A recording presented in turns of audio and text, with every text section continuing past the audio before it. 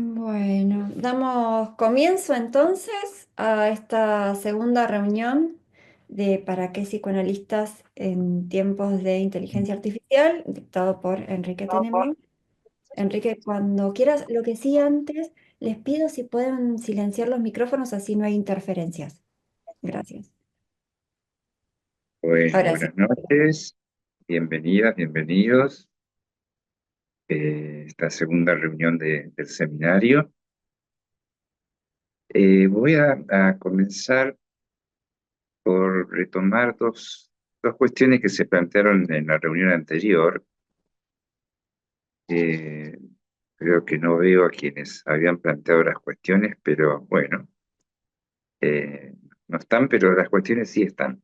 Una cuestión era, yo había hablado la vez pasada de la prueba de Turing, cuando Turing había propuesto construir una máquina, una computadora, pero es una máquina en definitiva, que pueda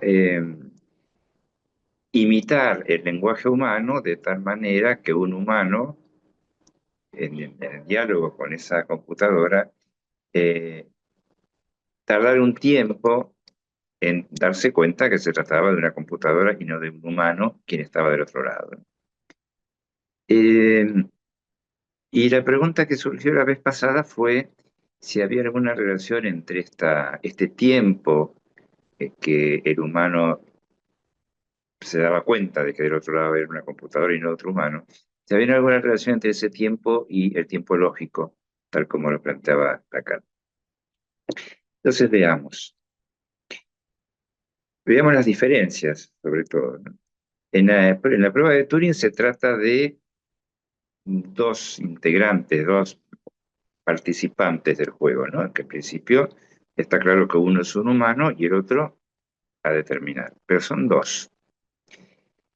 Se pretende que uno logre determinar algo sobre el otro, es decir, si el otro participante de la prueba es un humano o una computadora. Y, es decir, no es determinar algo sobre uno, sino sobre el otro, que hoy es invertida como la prueba de probar que uno no es un robot.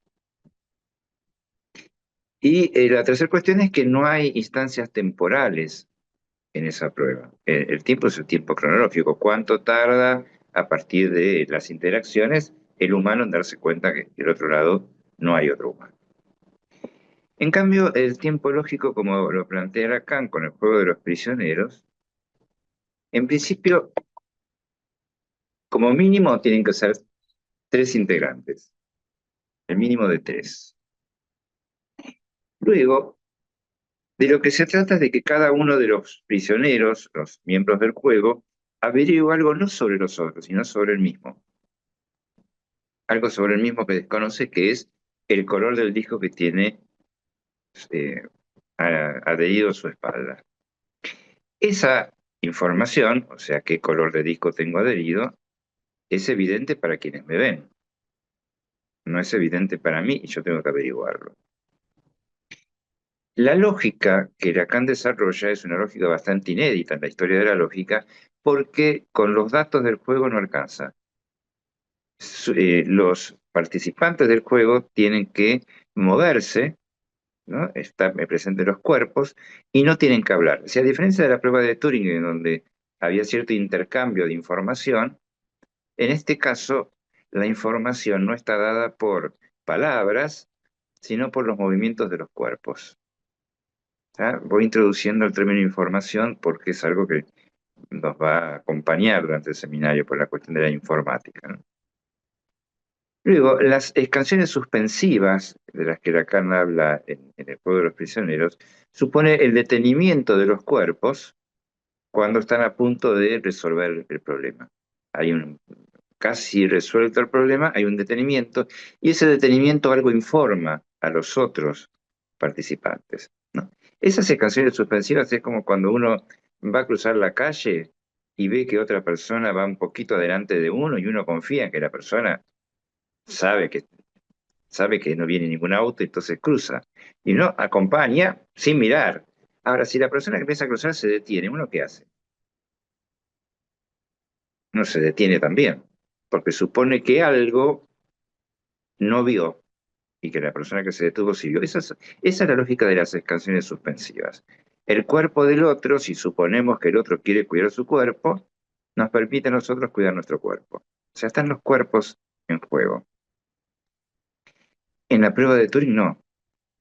En la prueba de Turing el único cuerpo es el del humano. A menos que llamemos cuerpo a la computadora, pero en todo caso no es un cuerpo que tenga movimiento ni autonomía.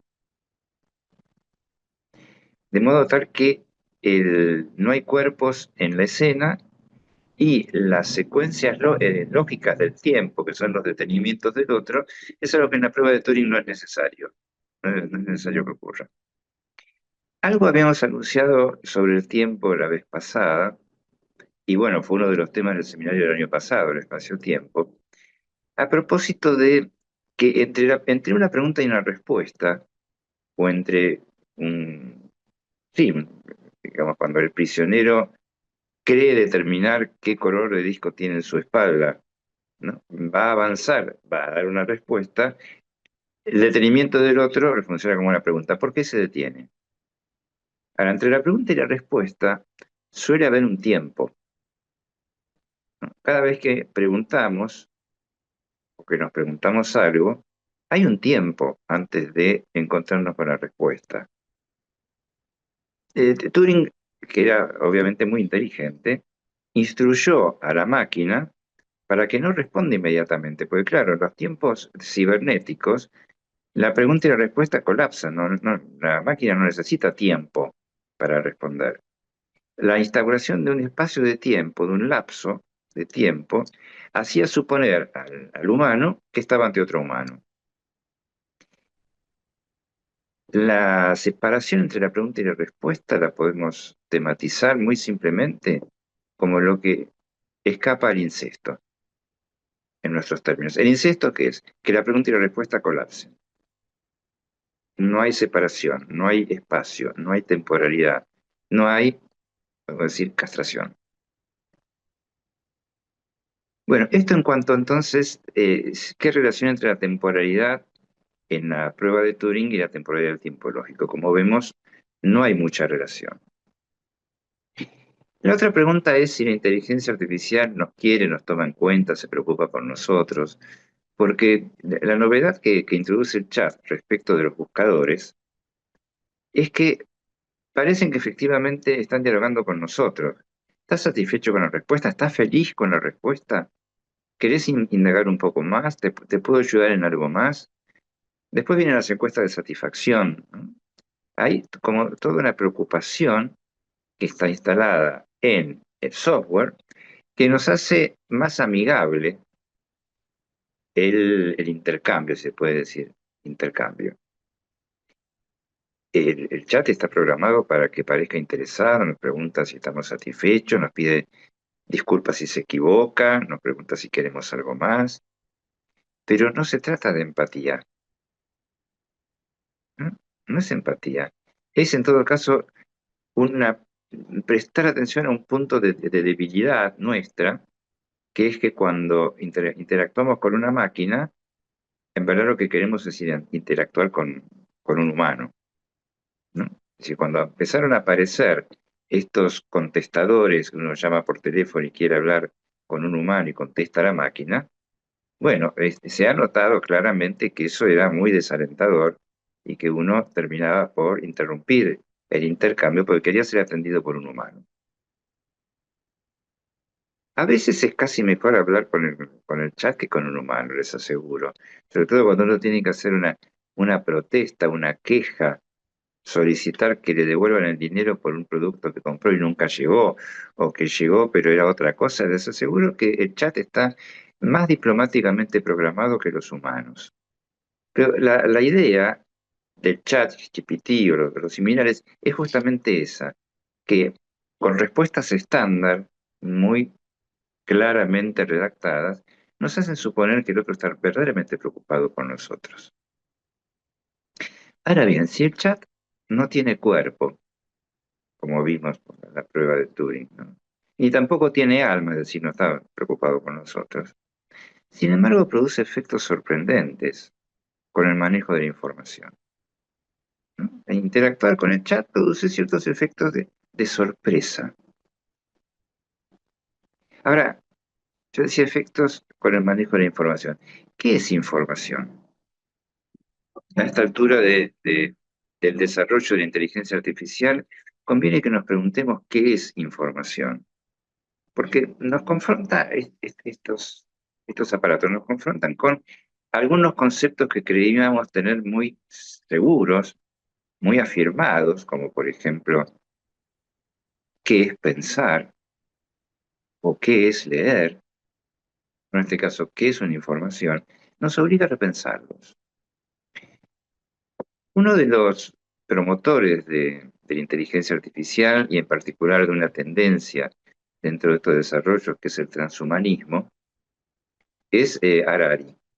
No me refiero a Roberto Harari, sino a Yuval Noah Harari, un pensador israelí, joven, muy exitoso en su tarea de divulgación, creo que es el último libro, que es del año pasado, se llama Nexus, una breve historia de las redes de información desde la edad de piedra hasta la inteligencia artificial. Breve historia sobre la información. Y cuando él quiere definir la información, no le resulta tan sencillo y sin embargo va a dar una definición que nos va a resultar de interés.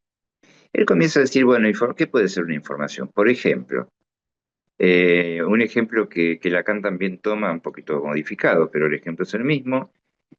Una pareja de amantes, ella le quiere hacer saber a su amante a partir de ciertos códigos cuándo puede visitarla.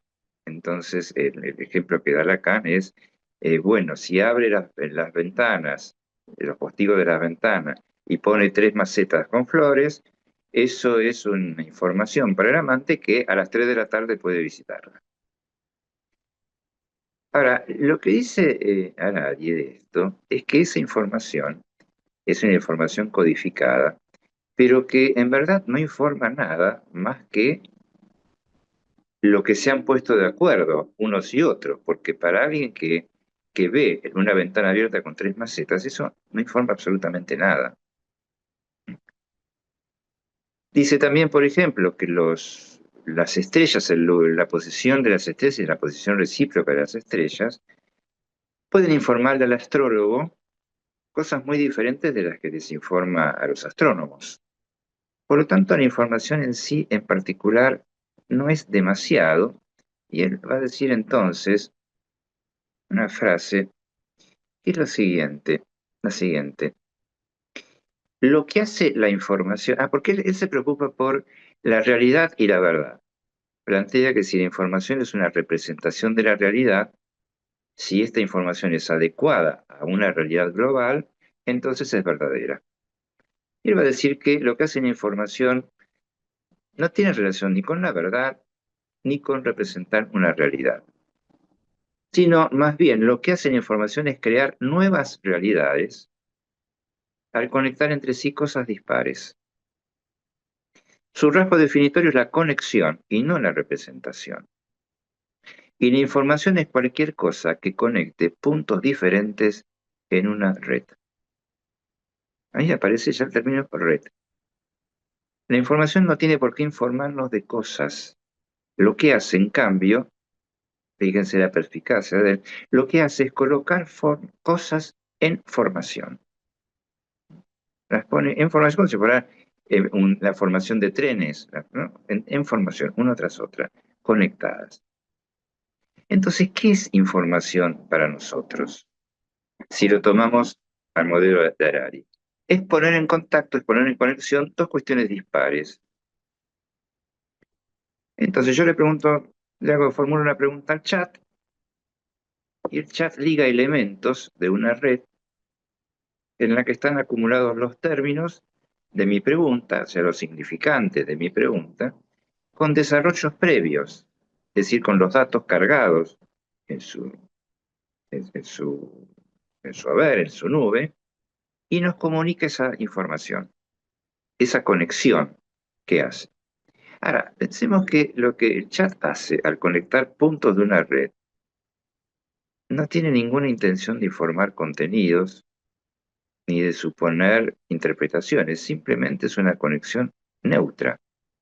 Es decir, a partir de entradas, inputs, es decir, información que, que toma de otros participantes del Internet, conecta a partir de los significantes las respuestas más fácilmente esperables, más simplemente esperables. ¿Cómo se maneja la información en otros discursos?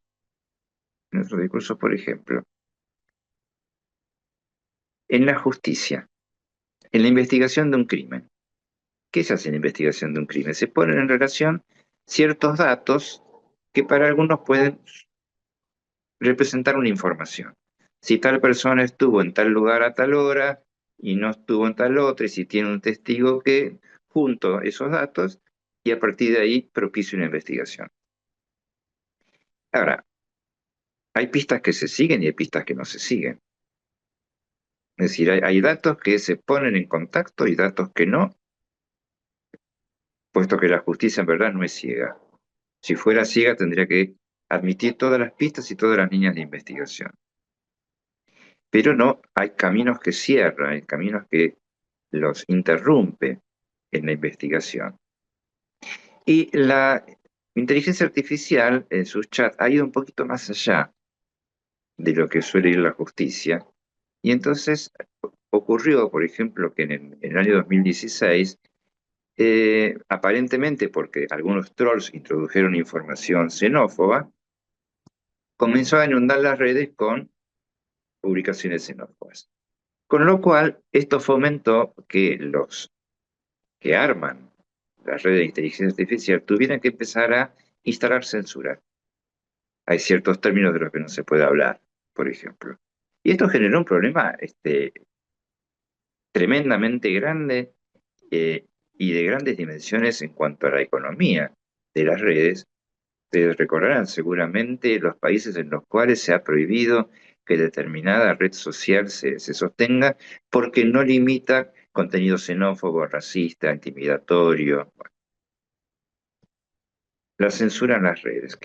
Nos hace preguntar qué grado de libertad estamos dispuestos a tolerar. La inteligencia artificial no tiene coerciones morales. Por eso decía que lo que informa, es decir, cuando une distintas representaciones de distintas marcas en la red, lo hace neutra, de una manera neutra. No solo no tiene intención de comunicar, sino que no tiene una censura respecto de lo que se puede decir y lo que no.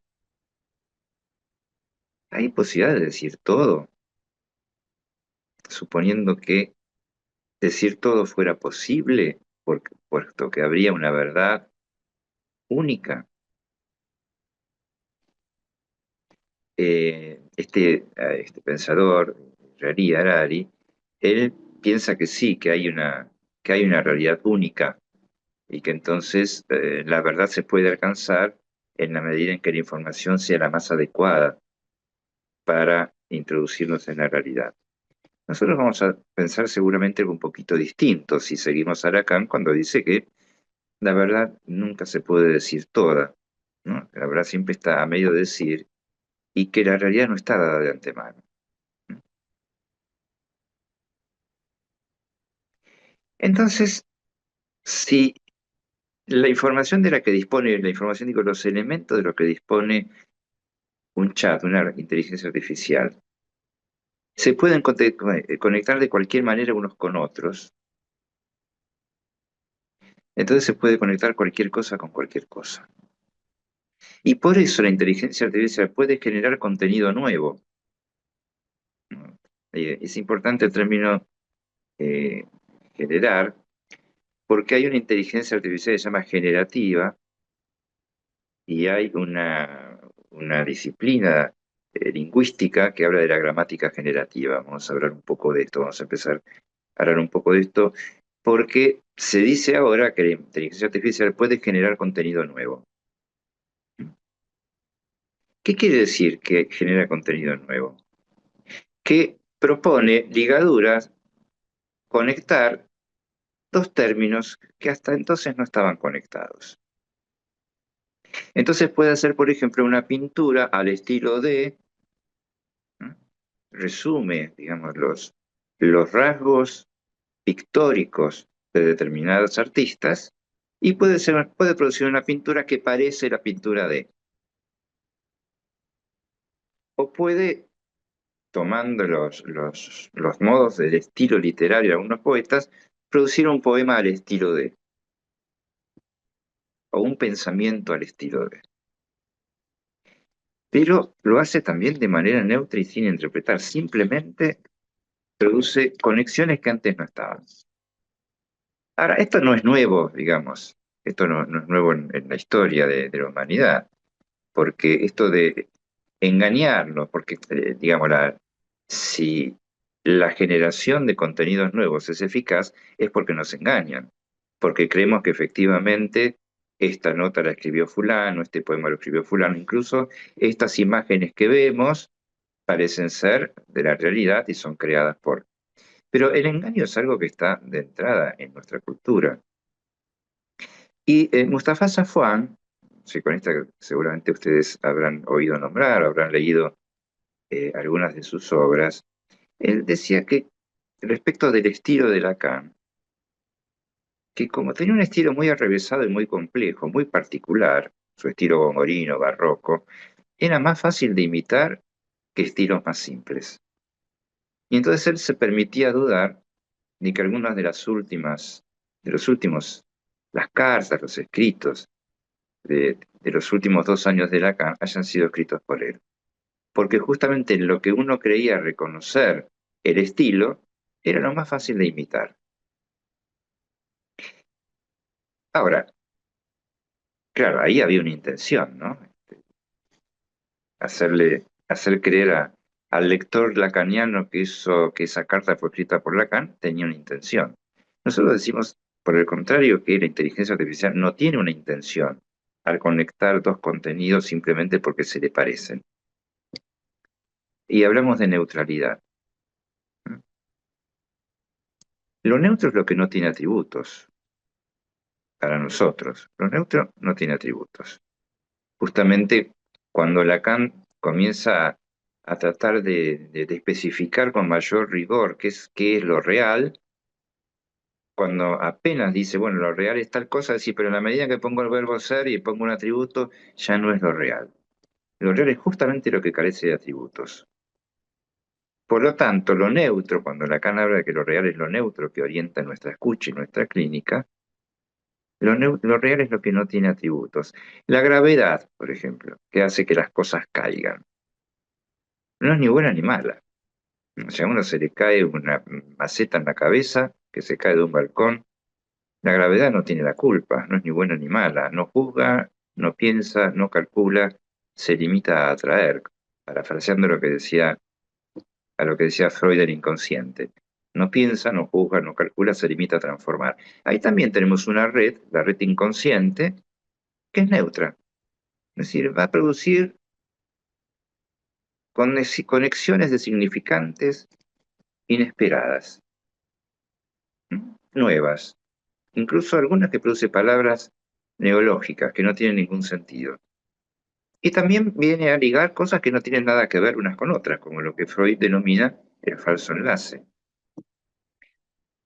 Sin embargo, a diferencia de lo que un chat puede producir como significantes nuevos, imágenes nuevas, frases nuevas, lo que no puede hacer por ahora, la inteligencia artificial es preguntarse por qué hizo lo que hizo.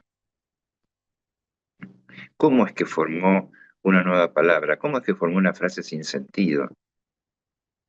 No se va a preguntar si hay sentido en el sinsentido. Y ahí es donde entramos en la necesidad de entender la discusión que mantuvo Lacan con Chomsky. Ahí entra Chomsky en nuestro horizonte. Yo hoy publiqué, pero lo publiqué, no me di cuenta en mi Facebook y no en, bueno, la cuestión del manejo de las redes, y no en el de Trilce, una nota que Chomsky publicó en el New York Times hace un par de años, que es una nota muy particular, es una nota que él está muy decepcionado de las expectativas sobre el chat GPT en ese momento. Y es muy curiosa la nota porque comienza citando a Borges, lo cual no es curioso, pero en verdad eh, la mención a Borges es interesante. A ver si la tengo a mano. Eh, sí, que Borges escribió una vez, así empieza el artículo, que vivir en una época de grandes peligros y promesas es experimentar tanto la tragedia como la comedia, con la inminencia de una revelación para entendernos a nosotros mismos y al mundo. Él habla acá del optimismo respecto a la inteligencia artificial y del desagrado respecto de cómo ha progresado, pero hay una frase en donde espero encontrarla pronto, si no, eh, bueno, cuando uno busca no encuentra, ¿no? Denme unos segundos. Si mi inteligencia fuera artificial, ya la habría encontrado, eso es indudable. Bueno, no importa. Va a juntar a Borges con Humboldt, ¿no? Va a poner que para Borges seguramente estaría muy decepcionado de que se utilizara tanto dinero en explotar la inteligencia artificial y no en cosas realmente importantes. Y va a citar a Humboldt, que Humboldt fue el primer lingüista, podríamos decir, de la modernidad, alemán del siglo XIX. Lo cita Humboldt porque Humboldt planteaba que el lenguaje es un sistema finito con posibilidades infinitas. Es decir, lo que nosotros llamaríamos con el código, con el conjunto de significantes, el código, se pueden generar infinitas combinaciones. Sin embargo, Humboldt hablaba de la diversidad de las lenguas. Decía que un lenguaje no se puede entender por sí solo, sino por la diversidad de las lenguas. En cambio, Chomsky se centra en una lengua, que es la lengua inglesa americana, ¿verdad? La lengua inglesa. Bueno, veamos, ¿qué, eh, ¿por qué Lacan se topa con Chomsky? ¿Por qué lo comenta? ¿Por qué lo discute? Y es fundamentalmente, bueno, porque Chomsky era un lingüista, aún lo sigue siendo, pero en su tiempo fue un lingüista muy renombrado y que propone algo totalmente opuesto a lo que propone Lacan. Lo discute en dos o tres oportunidades. La primera de ellas es en la primera clase del seminario 12. Y es importante que sea en la primera clase del seminario 12 porque ustedes recuerdan que el seminario 11 es los fundamentos del psicoanálisis, los cuatro conceptos, seminario en el cual Lacan, luego de ser proscripto como didacta de la internacional, comienza a dar su seminario por fuera de la internacional y se ve precisado a refundar el psicoanálisis, es decir, a volver a los fundamentos. El seminario siguiente, Problemas Cruciales, comienza en la primera clase con una crítica a Chomsky. No es poca cosa, ¿no? Que en la primera clase del seminario Problemas Cruciales, el problema crucial que Lacan nos plantea es qué teoría del lenguaje tenemos y con qué teoría del lenguaje nos manejamos. Y a mí me resulta muy sorprendente que en el año 64, o sea, hace 60 años, Lacan dijera que lo que Chomsky buscaba era algo que venía muy bien para una máquina, sí, para una computadora, pero no para el humano. Una anticipación notable. Pese a que Chomsky dice ahora que su gramática generativa no tiene nada que ver con la inteligencia artificial generativa. Nosotros vamos a tratar de avanzar un poquito en eso. ¿Qué dice Lacan en esta clase del seminario? Él comienza citando una frase que es de un libro de Chomsky. El libro de Chomsky se propone, es decir, vamos a ir a qué es lo que Chomsky se propone, que es diferenciar en una lengua que para él es la lengua inglesa, para él es la lengua inglesa que la toma como lengua franca prácticamente, él cree que todas las lenguas tienen la misma estructura que la inglesa. Él dice que se trata de distinguir cómo a partir de lo que podríamos considerar la matriz de una lengua, que es la gramática, se pueden construir frases gramaticales o agramaticales. Es decir, frases que tengan sentido o que no tengan sentido.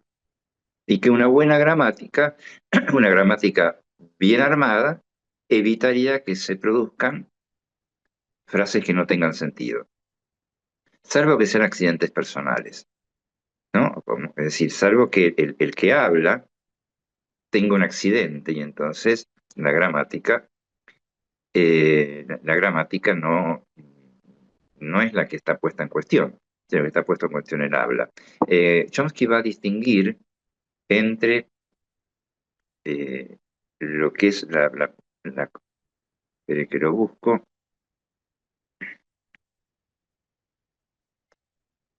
Bueno, lo digo un poquito después.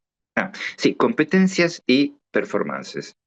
Performance. Sí, las competencias son las competencias del humano para aprender una lengua y la performance es la performance de cada uno. Estaría montado más o menos sobre la distinción que hace Saussure entre lengua y habla, donde la lengua es el conjunto de reglas gramaticales de un idioma en particular y el habla es como cada hablante lo pone en juego. Pero Chomsky entonces trae una frase que quizás ustedes la hayan leído alguna vez, mi pronunciación inglesa es mala, lo lamento, colorless green ideas sleep furiously, que traducido palabra por palabra sería eh, verdes sin color, ideas verdes sin color duermen furiosamente. Lo que Chomsky dice es que es una frase que está correctamente construida gramaticalmente, porque hay colorless green, o sea, hay ideas verdes sin color, es decir, un sustantivo con dos adjetivos que lo modifica, que en verdad no tiene, eso es una idea sin sentido, porque una idea no puede ser verde, porque las ideas no tienen color, y si es verde no puede ser sin color, no pueden ser incoloras. Sin embargo, dice la construcción gramaticalmente es correcta y cualquier nativo que hable esa lengua va a comprender que ahí hay una manera de expresarse que se comprende que tiene estructura gramatical, aunque no quiera decir nada, aunque sea sin sentido. Y va a contraponer qué pasaría si pone las palabras exactamente al revés, ¿no? Furiously sleep ideas, green colorless. Lo que le preocupa a Chomsky entonces es cómo armar una gramática a la manera de un álgebra, o de un álgebra, que permita determinar cuáles son las conexiones, las ligaduras que dan lugar a una frase con sentido y a otras sin sentido. ¿Qué nos va a decir Lacan?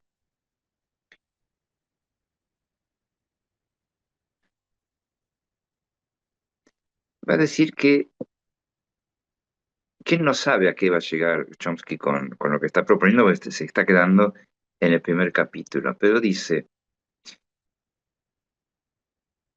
lo que puedo indicar es que en las condiciones particulares que le ofrece esta lengua positiva, que es la lengua inglesa, quiero decir la lengua tal como se habla, no se trata de despejar la lógica de esa lengua, se trata de algún modo de algo que podría ser montado en una máquina electrónica. Acá está diciendo, ¿no? Que lo que Chomsky está proponiendo no tiene que ver con el hablante, tiene que ver con cómo programar una máquina para que produzca frases gramaticalmente con sentido.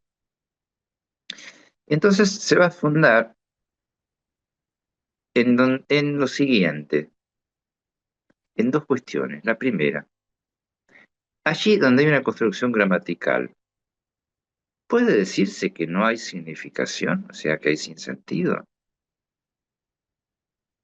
Nosotros analistas estamos muy acostumbrados a prestar atención justamente a ese punto, el punto en donde la gramática falla, el punto en donde aparece lo que nosotros decimos un sujeto representado por una falla de la estructura gramatical para otra falla, digamos, un significante para otro.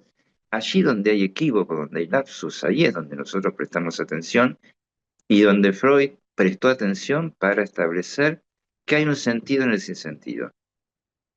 Si, como vemos, estamos en una posición, Lacan lo coloca en una posición totalmente opuesta a la de Chomsky, donde hay más sentidos en el sinsentido.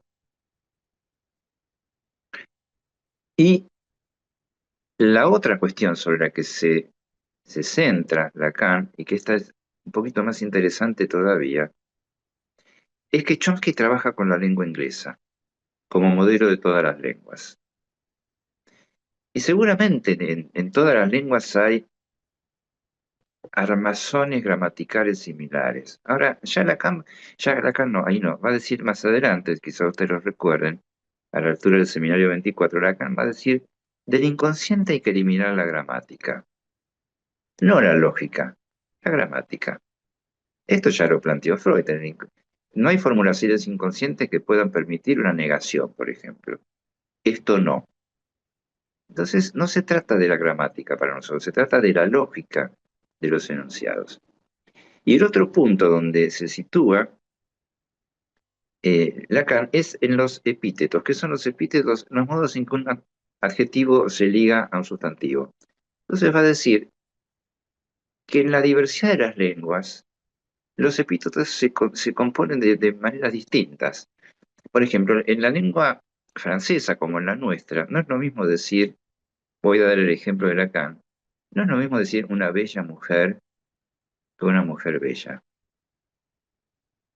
No, no es lo mismo. Para nosotros es igual. Nosotros, cuando decimos una bella mujer, estamos haciendo hincapié en lo bello, y cuando decimos una mujer bella, estamos haciendo hincapié en una característica de esa mujer, no de la belleza, sino de una característica. Más fácil, lo podemos notar si decimos, por ejemplo, querido Juan, dos puntos, escribo la carta, ¿no? Es una fórmula de cortesía muy habitual. Otra cosa es que digamos, Juan querido, es muy distinto en la escucha la fórmula de cortesía que no dice que yo lo quiero a Juan. Es una fórmula de cortesía. Ahora, si yo digo Juan querido, es otra cosa lo que se lee y lo que se escucha. Ahora, si nosotros ponemos en un traductor de estos que pululan por todos lados ahora, gracias a Dios, ahora podemos traducir muy fácilmente, si nosotros ponemos bella mujer y lo queremos traducir al inglés, la traducción es beautiful lady o beautiful woman, bella mujer. Y si ponemos mujer bella, ¿cómo traduce? Beautiful woman. O sea, en la lengua inglesa, esta sutileza de cómo se ordenan los significantes no está. Bueno, yo hice una experiencia este fin de semana con el chat, no con el GPT, utilicé el chino, una cuestión de simpatías, y le pregunté qué quiere decir sapo de otro pozo. Y me contesta bastante bien, podríamos decir, ¿eh?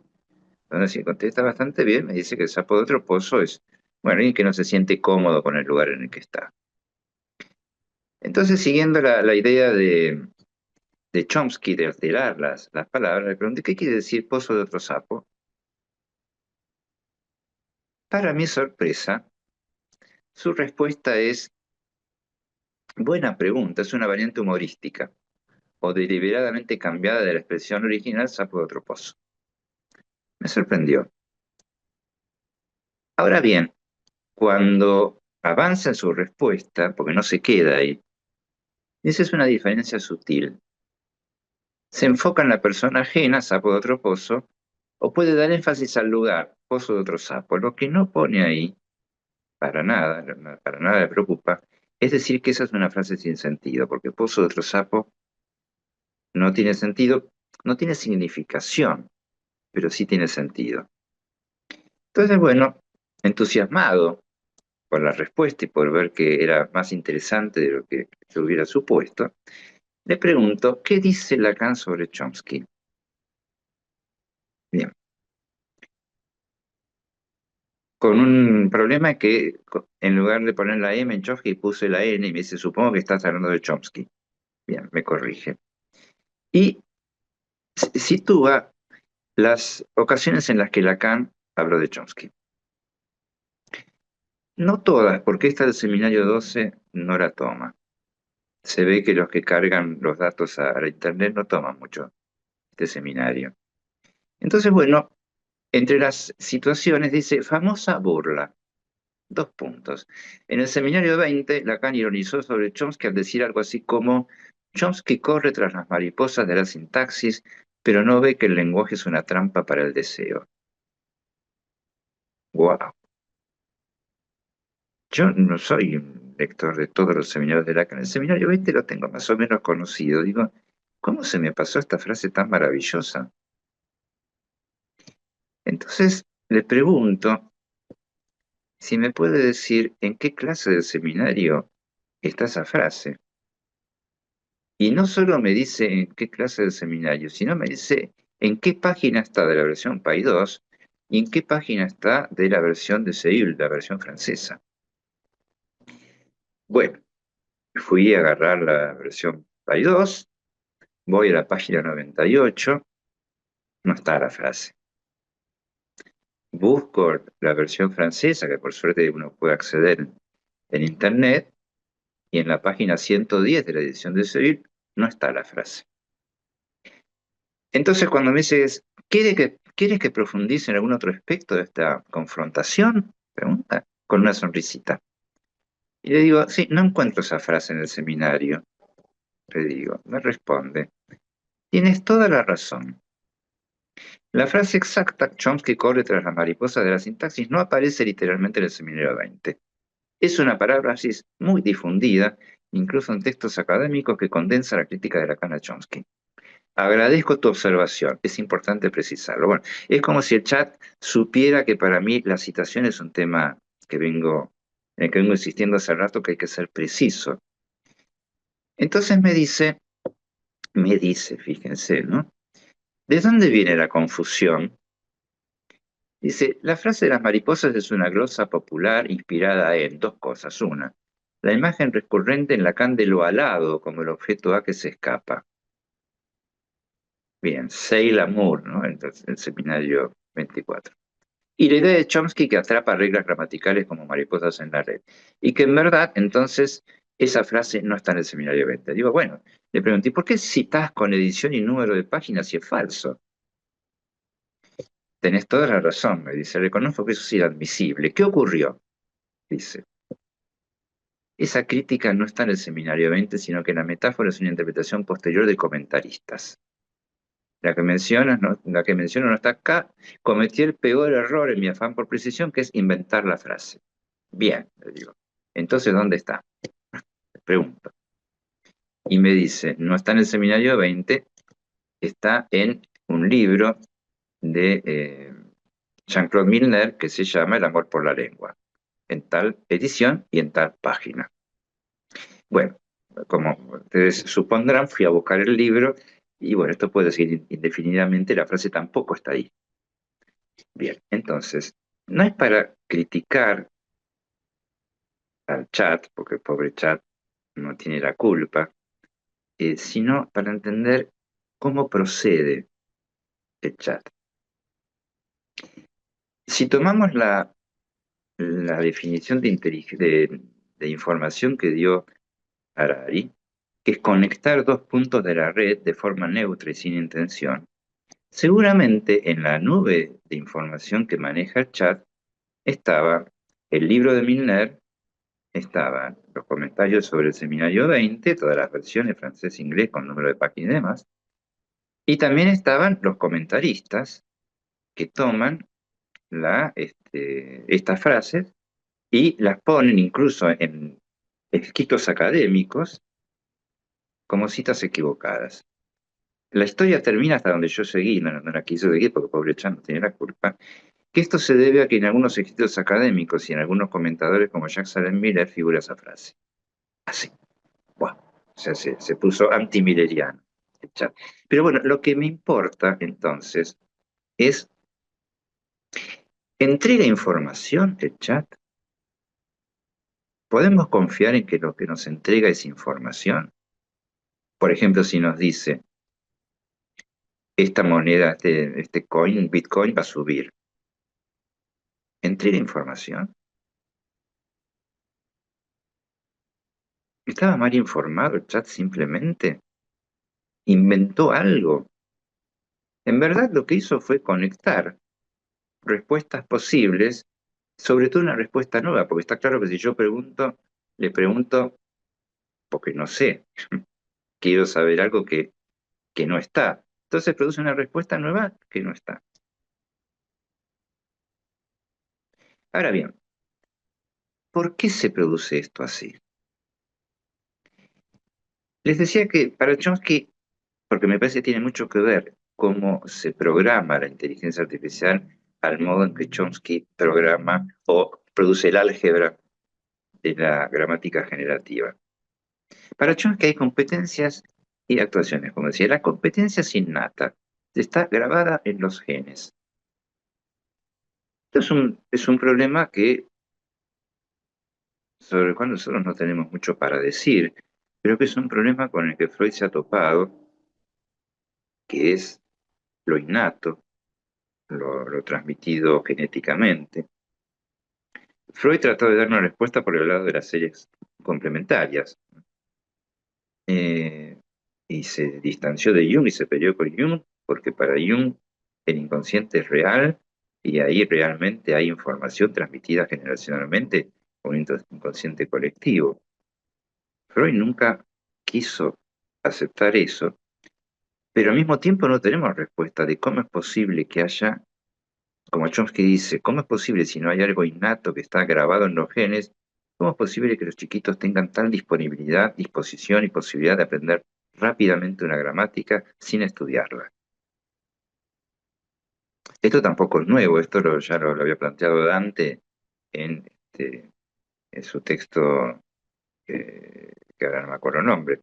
Eh, de la elocuencia vulgar, la lengua vulgar, donde antes decía, bueno, los bebés comienzan a hablar la lengua de las nodrizas, y después viene lo que se llama la gramática, que es la que enseñan los padres, ¿no? Y lo que nos interesa es la lengua de las nodrizas, también a nosotros. La langue, la lengua, como decimos, se monta sobre todo sobre la lengua que aprenden los bebés.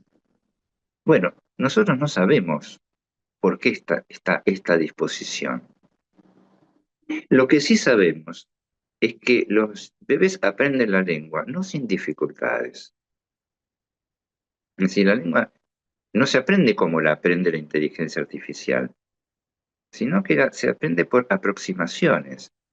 Cuando un bebé comienza a escuchar la lengua que el otro le está donando, al principio no termina de entender bien de qué se trata y no termina de distinguir bien los fonemas. Por eso quien funciona como madre va modulando el modo de repetir las palabras del bebé para acomodarse a, a que todos podamos entendernos porque pronunciamos igual.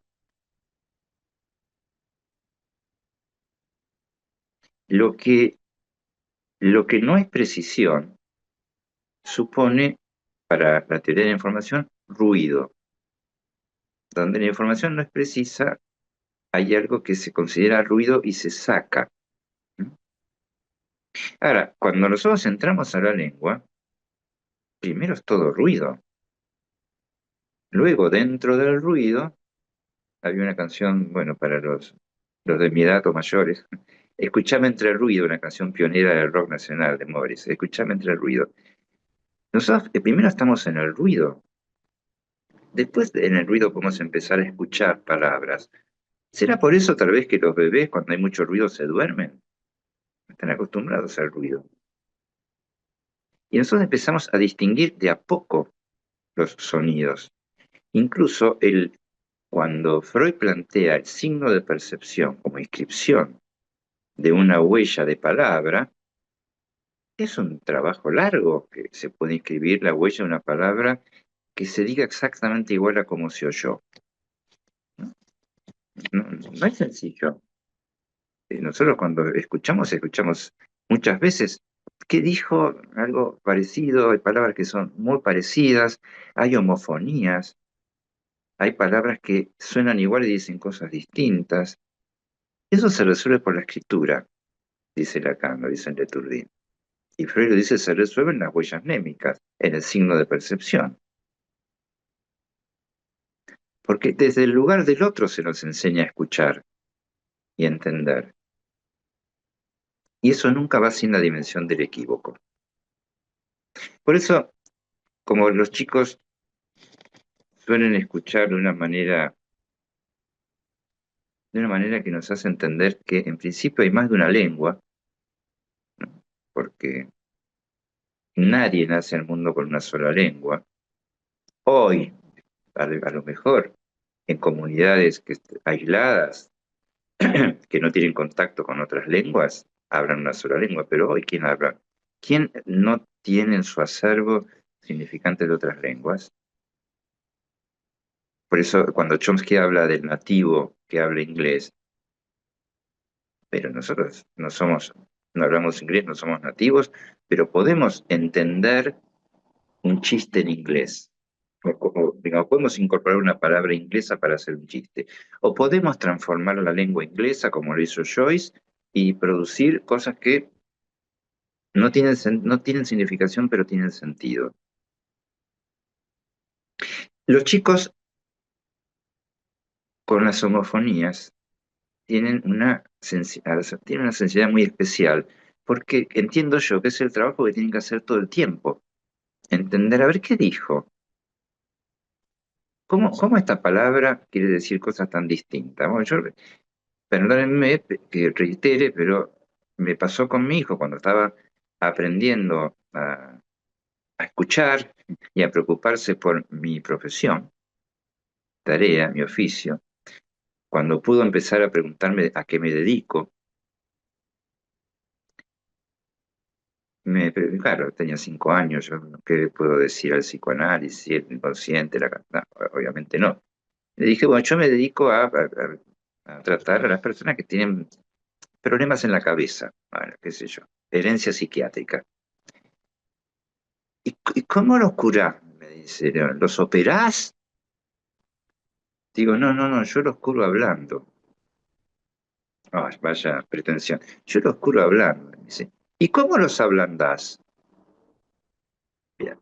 Sí, la homofonía tiene esta cosa maravillosa que permite producir un sinsentido allí donde hay un sentido o viceversa. Entonces, no hay agramaticalidad en las construcciones lenguajeras, no hay falta de significación. En todo caso, en la indecibilidad de lo que significa hay efecto de sentido. Con lo cual, con lo cual la pregunta que yo creo que estamos obligados a formularnos respecto de las teorías del lenguaje es ¿qué nos permite cada teoría del lenguaje respecto de la escucha y la lectura? Es decir, ya no solo preguntarnos qué es información, ya no solo preguntarnos, como hacía Heidegger, qué quiere decir pensar, ¿no? Y qué quiere decir pensar cuando hay pensamientos inconscientes, tendríamos que decir nosotros, sino qué quiere decir escuchar, qué quiere decir leer, particularmente leer en la escucha. ¿Cómo leemos? ¿Cómo lees, podríamos decir, si leyera la inteligencia artificial? ¿Cómo toma los elementos significantes, los inputs, los datos, los lee a la manera en que leemos nosotros? Si para la inteligencia artificial los equívocos son ruido. Bueno, yo hoy me voy a detener acá, pero les comento cómo vamos a seguir, que es con un ejercicio de lectura, un breve ejercicio de lectura de un texto que todos conocen, que es Pegan a un niño. Una lectura que entiendo que como humanos la podemos hacer y que después a lo mejor podemos hacer la prueba de preguntarle al chat cómo lee él. Bueno, Bueno, ahora los escucho a ustedes. Bueno, muchas gracias, Enrique. Queda abierto el espacio de preguntas, comentarios, intervenciones. Quien quiera tomar la palabra. Yo me quedé pensando, Enrique, en esto de, bueno, está bueno esto de ablandar fijaciones, ¿no? Esto que escuchó tu hijo. Hay algo que se ablanda ahí, sí. Eh, escuchó bien, digamos. Bueno, quien quiera tomar la palabra, adelante.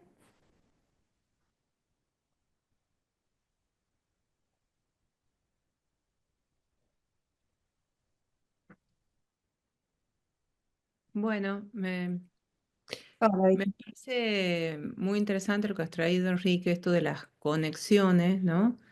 Que nos lleva, pensaba en el proyecto, como esas primeras conexiones, y, y es alentador que solamente se trate de eso, ¿no? En ese sentido, porque la semana pasada en una sesión un analizante me comentaba que estaba con el chat, el GPT, y le estaba preguntando cómo hacer una conexión en un tablero y el chat ve a su perro y le dice, ese es Pepe, ¿no? Le dice por el perro. Y él le había comprado ropa al perro, ¿no? Entonces le dice, ah, le compraste ropa. Dice que la sensación que él había tenido, ¿no? Había sido muy intrusiva, muy invasiva, porque el chat le observa qué perro era cuál. Él tiene dos perros, ¿no? Entonces, no solamente que le presta atención al tablero, ve sus perros y le dice, ese es tal y ese es el otro. Y eso ha generado una sensación de angustia como muy tremenda, ¿no? Eh, en el sentido de decir, bueno, o sea, ¿cuánto sabe el chat de mí? Y a partir de eso empieza a hablar de eso que trae la sesión, de su soledad a la noche, ¿no? Eh, que abre un montón de otras cosas. Pero está bueno pensar en esto que habría algo, porque bueno, yo no he hecho ese ejercicio con el chat, pero esto de que sepa, que pueda darse cuenta de todo lo de tu hogar, ¿no? Y además le había hecho, y compraste tal otra cosa en tu casa. Entonces genera esto de que estar conversando con un amigo, ¿no? Y a eso le ha resultado muy angustiante, por suerte.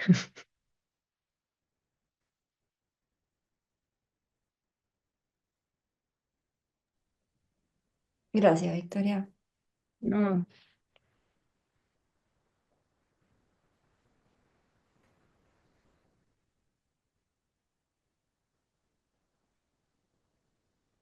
¿Alguna otra intervención? Bueno, la pregunta ¿cuánto sabe el chat de mí? Eh, bueno, todos tenemos la experiencia de estar por ahí en alguna búsqueda de un producto ¿no? En Internet y empezamos a recibir publicidad de ese producto. Eh, la pregunta es inquietante, ¿cuánto sabe de mí? En verdad, no sabe de mí. Lo que sabe es lo que yo informé. No puede saber más que eso. No puede saber más que eso. Eh, pero produce un efecto siniestro porque Exactamente. se, uno se olvida de lo que le comunicó, de la información que ofreció. Bueno, uno vuelve su propio mensaje en forma invertida, la fórmula de la comunicación. ¿Mm? Eh, Todo lo que sabe es lo que yo le informé. Ahora, ¿qué punto de represión supone para aquel que sufre eso, como para pensar que hay un supuesto saber en el otro? Porque el supuesto saber, ¿no? Porque le supone saber, no es que le supone haber acumulado información, sino que le supone saber. un saber que dispondría sin que él se lo haya entregado.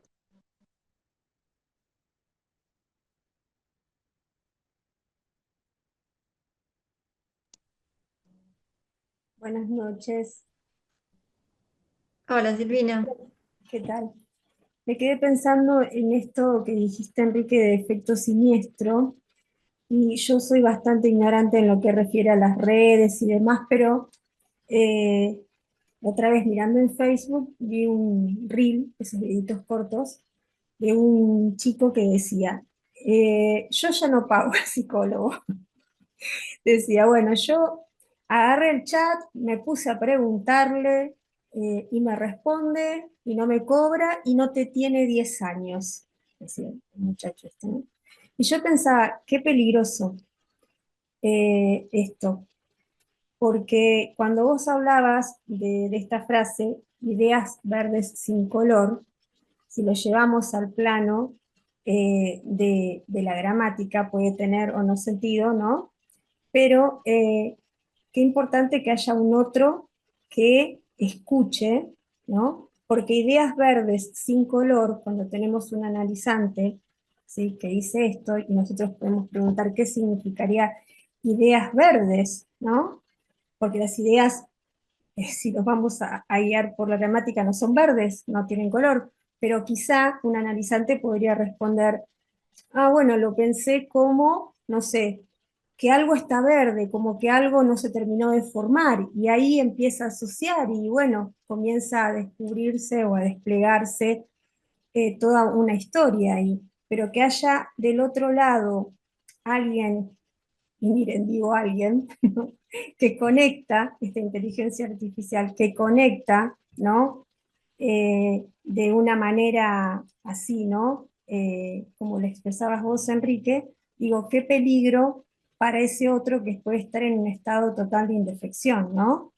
Eh, que por las noches uno escucha esto, ¿no? Que hay tanta gente que está sin su análisis, privado de una manera o de otra de poner en palabras ante un otro eh, que lo pueda escuchar, ¿no? Y que surja esto, puede ser o terminar siendo algo trágico o que desencadene algo siniestro.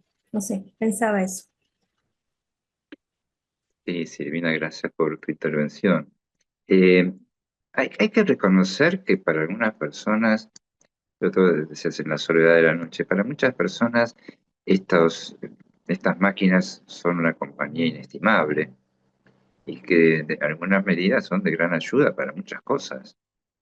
El problema es cuando le suponen un saber sobre uno que va más allá de la dimensión de la palabra, de la dimensión del equívoco, de la dimensión del inconsciente. Por eso yo traía lo de esta intuición de Turing sobre el tiempo entre la pregunta y la respuesta, para que no sea algo claramente automático, ¿no? Es decir, el tiempo de vacilación, el tiempo de indeterminación, el tiempo de la pregunta ¿qué me va a decir? Pues cuando alguien le habla a un analista, más bien que el analista no responde, casi que no responde inmediatamente. Justamente hay un tiempo de esa espera quizás un poco angustiosa de ¿y por qué no me abre? ¿Por qué no me dice nada? Y cuando me dice no lo entiende, me voy pensando. Toda esta dimensión de equivocidad y de pequeños montos de angustia respecto a la pregunta de qué me quiere el otro, qué soy para el otro, todas las preguntas básicas, eh, quien no esté dispuesto a formularlas, esas preguntas, o a formulárselas, va a encontrar en la inteligencia artificial respuestas inmediatas a preguntas que no tienen nada que ver con la dimensión del inconsciente. Eh, por supuesto que quienes piensan eh, que no hay diferencia entre una máquina y un humano, en virtud de que todo es conocimiento. Si es todo conocimiento, la máquina es mucho mejor. La máquina va a saber por haber recogido la experiencia de miles de psicólogos. Bueno, es un riesgo, efectivamente, que se popularice, no la inteligencia artificial, que insisto, puede ser, todos nos servimos de ella, para más o para menos cosas, que se crea que es infalible, que se crea que es infalible. Yo trabajaba eh, a propósito de María Victoria, que estaba hoy presente en Tucumán cuando fui a la jornada de los 20 años de la institución que ella preside, TRIEB, hablé justamente de cómo la inteligencia artificial va hoy al lugar del otro con mayúsculas. Y que bien la podríamos llamar Dios, porque hay muchos que creen que es inefable y que tiene todas las respuestas y que no nos va a engañar y que nos va a decir la verdad. Cuando, bueno, a poco que hagamos una experiencia con el chat, nos damos cuenta que no solo que no sabe sobre nosotros, sino que es muy falible.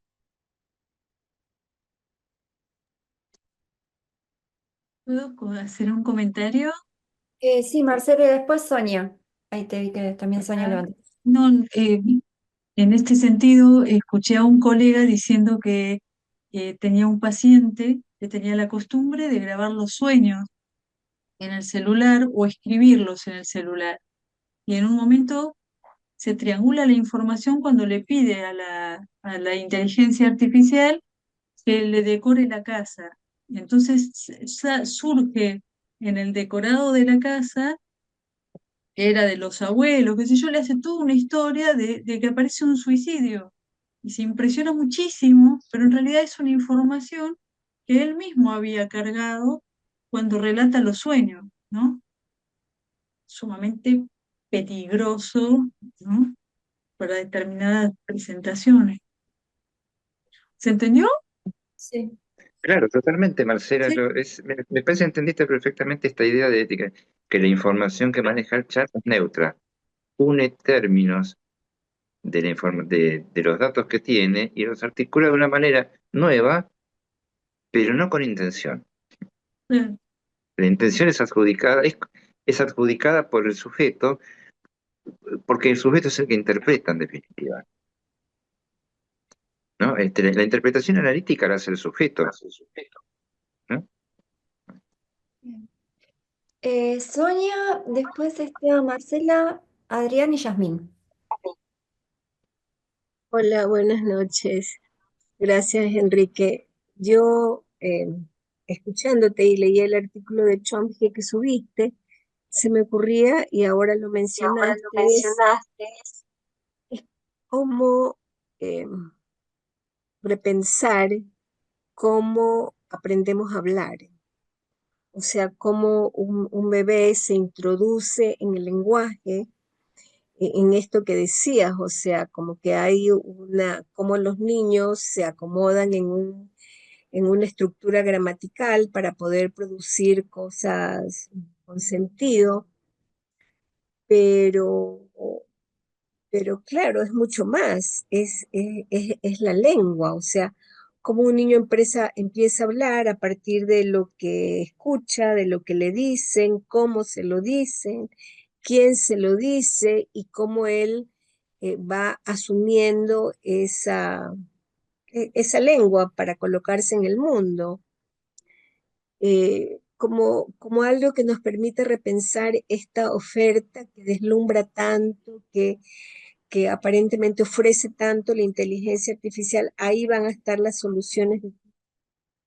Eso sí va a ser infalible. Como a mí me interroga esta, esta sobrevaloración para esta tal inteligencia artificial. Yo tengo más limitaciones en esa área, entonces no me muevo por allí. Pero pensaba en lo otro que se dice que tiene unas conexiones que no, que son no arbitrarias, más bien conectan información que se está solicitando, pero no es tan neutra en la medida en que no pone las citas de referencia correcta, en la medida en que es construida por sujetos que eligen esas conexiones, entonces de alguna manera no es neutra, o algunas cosas que leo, no hay una reflexión ética o una postura ética respecto de lo que puede implicar en términos de la información, de citar las fuentes, etcétera, etcétera, o toda la información que está allí, como también puede servir para, no sé, pues para actos perversos, para actos criminales inclusive, ¿no? Criminales en el sentido de una información que puede destruir o dañar a los otros. Son ideas desordenadas todavía, pero me parece que por allí a mí me van surgiendo estas como preguntas.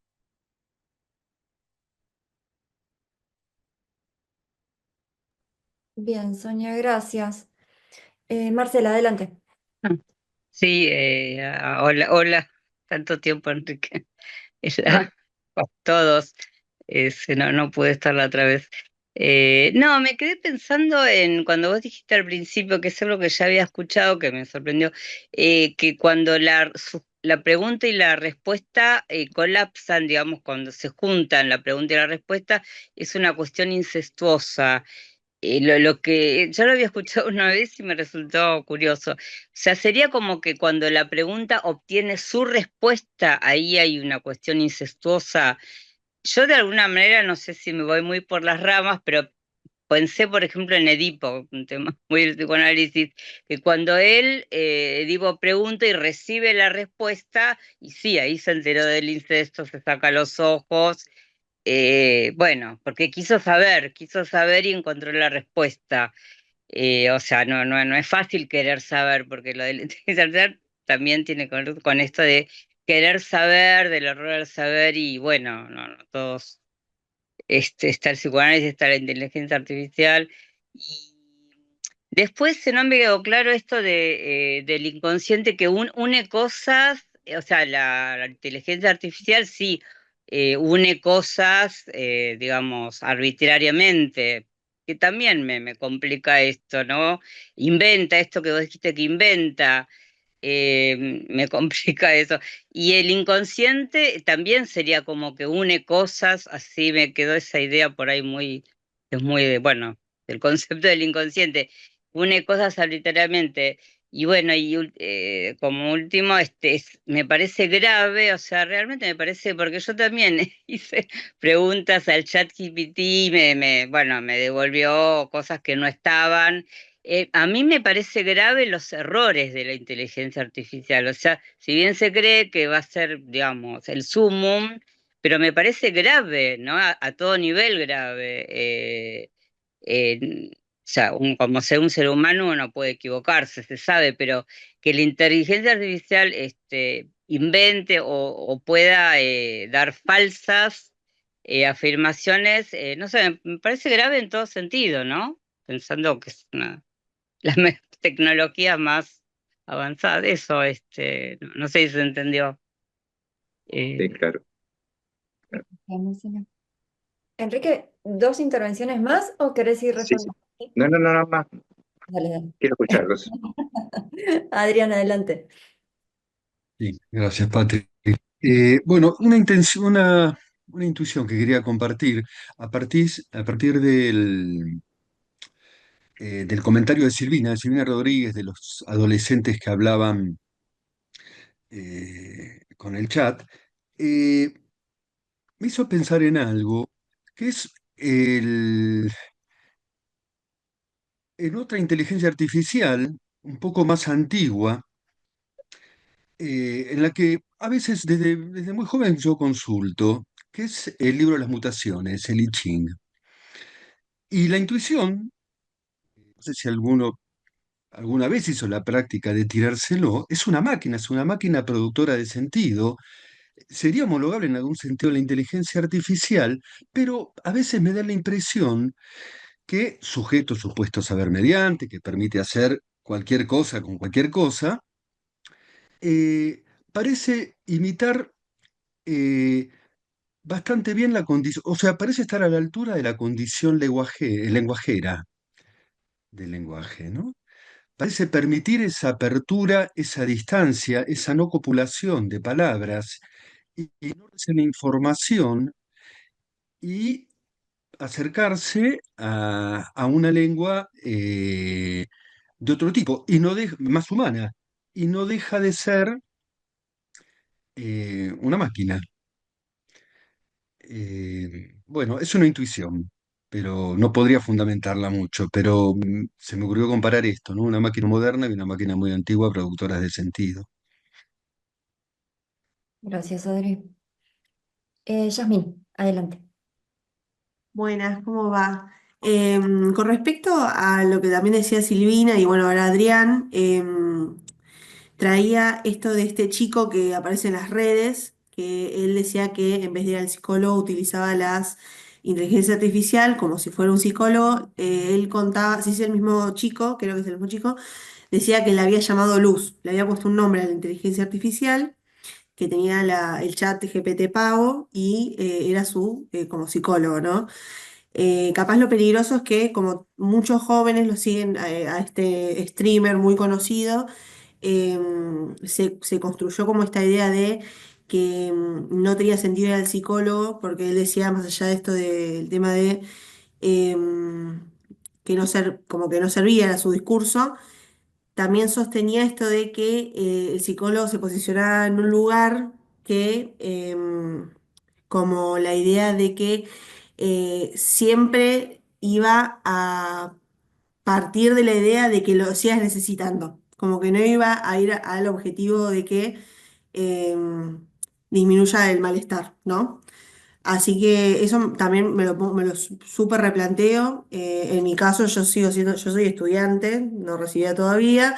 Estoy haciendo prácticas clínicas y entonces me hago todas estas preguntas. Justamente ahora estoy haciendo clínica de niños y adolescentes, entonces me surgió de ahí la duda. Y por otro lado, en una materia que es salud pública, salud mental, vimos un autor que se llama Enrique Saforcada y hablaba sobre el factor humano. Y me hizo pensar mucho esto de si, con el título, ¿no? De psicoanalistas en tiempos de IA, ¿qué pasa si desaparece el factor humano, ¿no? Enrique Saforcada hablaba de un tema de una señora que tenía un negocio millonario, que la propuesta era en Estados Unidos, que después fundió, pero era hacer análisis de sangre en 24 horas sin la necesidad de que una persona concurra a un laboratorio. O sea, ibas a una farmacia, te sacaban sangre y a las horas tenías el resultado del estudio de sangre. No había ningún intermediario humano en el medio. Y había, este autor lo que dice es que también había un problema, de que también se podía alterar los resultados.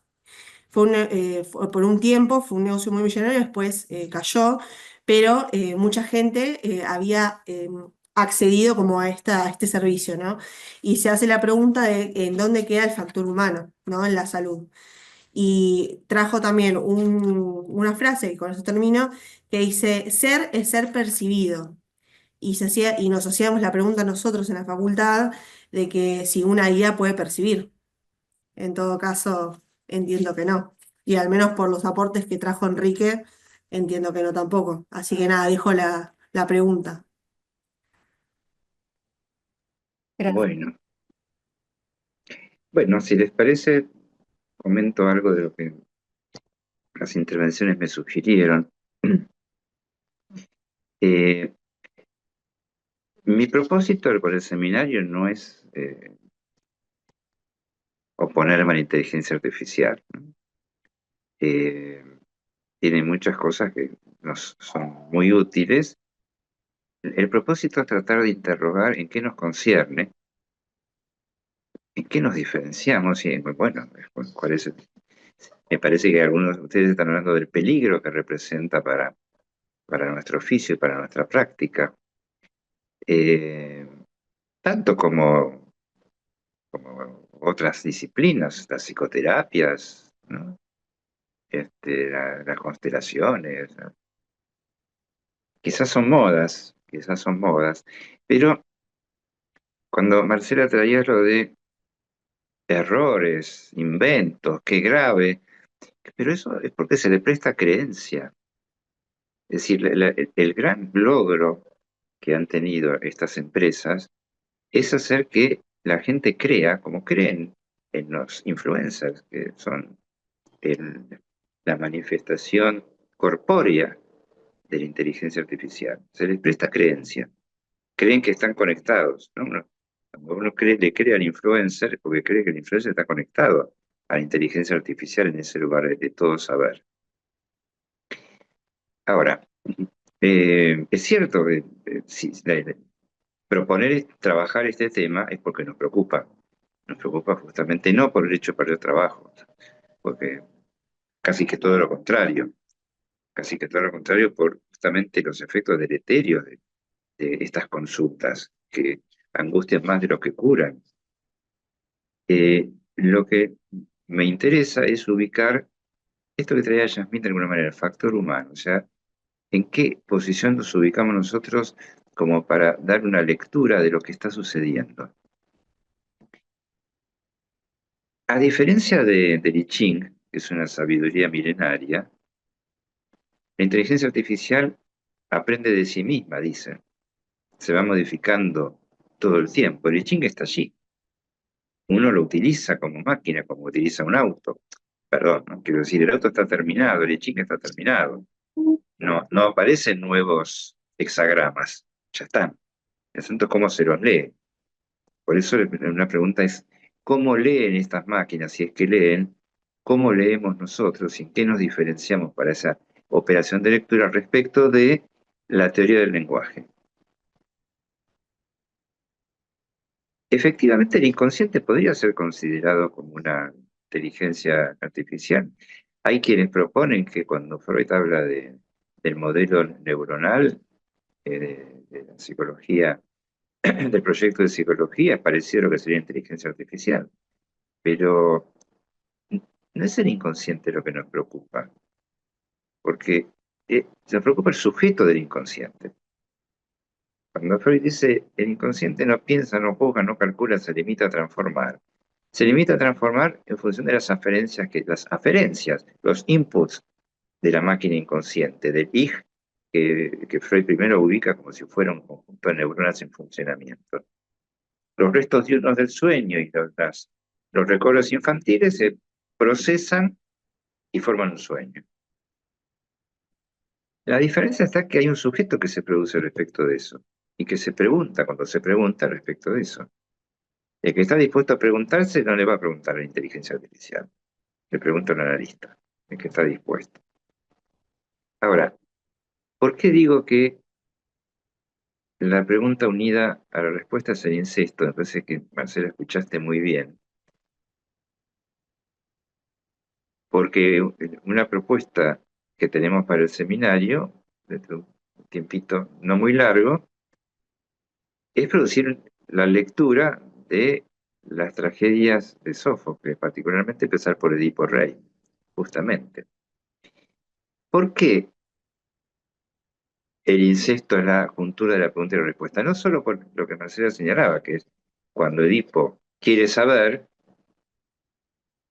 la respuesta es el incesto, pero no solamente porque la respuesta es la que habla del incesto, sino porque quiere saber todo, como si se pudiera saber todo.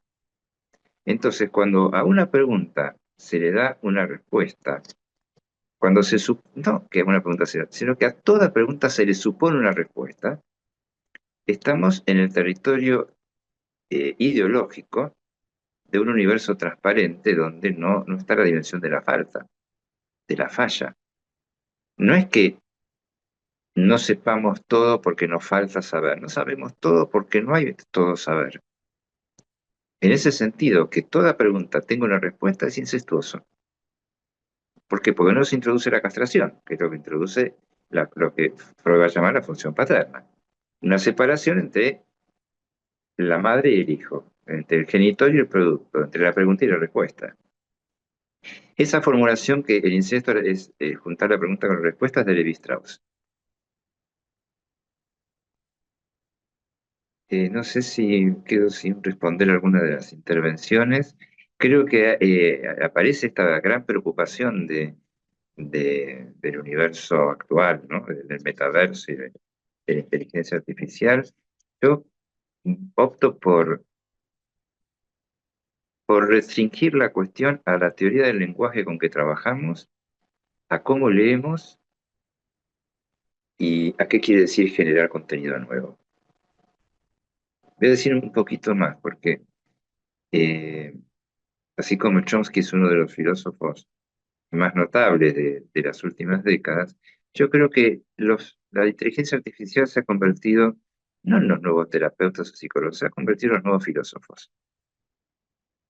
¿Por qué? Porque el filósofo trabaja sobre lo que ya está dado, sobre los datos. ¿Por qué no pensar que los filósofos de nuestra época no son ya ni los sofistas, ni los socráticos, ni los fenomenólogos, sino que es la inteligencia artificial? Lo digo a lo fuerzo, sí, a propósito, para contraponer la inteligencia artificial a la tarea poética, la filosofía contra la poesía, que es un tema que proviene desde Platón, cuando Platón dice que de la República hay que echar a los poetas, porque los poetas no trabajan sobre los datos, trabajan sobre las fantasías, sobre los simulacros, no sobre la idea, sino sobre los simulacros. Y me parece que la cuestión de la poesía es fundamental para entender de qué manera intervenir respecto de la inteligencia artificial. Porque la poesía interviene sobre el equívoco de la lengua.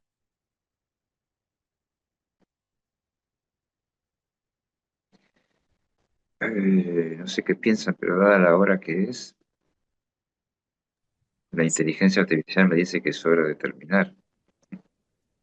Mira la hora que es. Sí. Mirá la hora que es. Eh, Les cuento, yo voy a estar de viaje. Enrique, te hago un comentario solamente.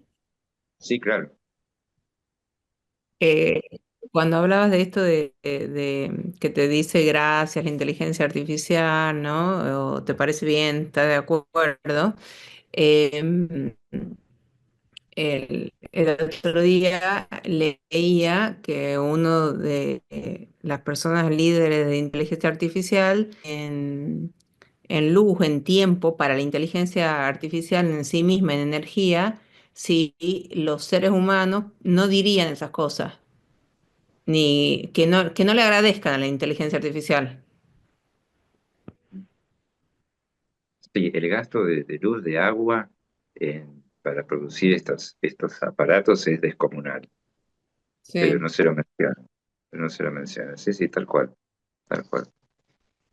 Bueno, les decía que yo voy a estar de viaje en las próximas semanas, con lo cual conmigo el seminario continuará en junio, pero bueno, ya recibirán qué actividad va a haber del seminario en las próximas semanas. Les recomiendo, si tienen interés, ganas y disponibilidad, de ver un par de capítulos de el último año, la última temporada de Black Mirror. El primero, que se llama Common People, Gente Común, y el quinto, que está traducido como Juego. Me parece que en esos capítulos algo de lo que estamos pensando y trabajando se puede avanzar. Así que yo los veo el segundo lunes de junio. ¿Sí? Muy bien, muy bien. Bueno, hasta entonces estaremos mandando información por los mails y las redes. Un beso grande. Muchas Gracias. gracias. Chao, buenas Buenas noches. noches. Hasta luego. Chao, chao. Chao. Gracias. Ceci, anotas esos capítulos porque ya. Dale, los mando. Sí, los mando más. Dale. Ok, gracias. Chao, chao. Chao, que estén bien. Buen viaje, Enrique. Gracias, chao.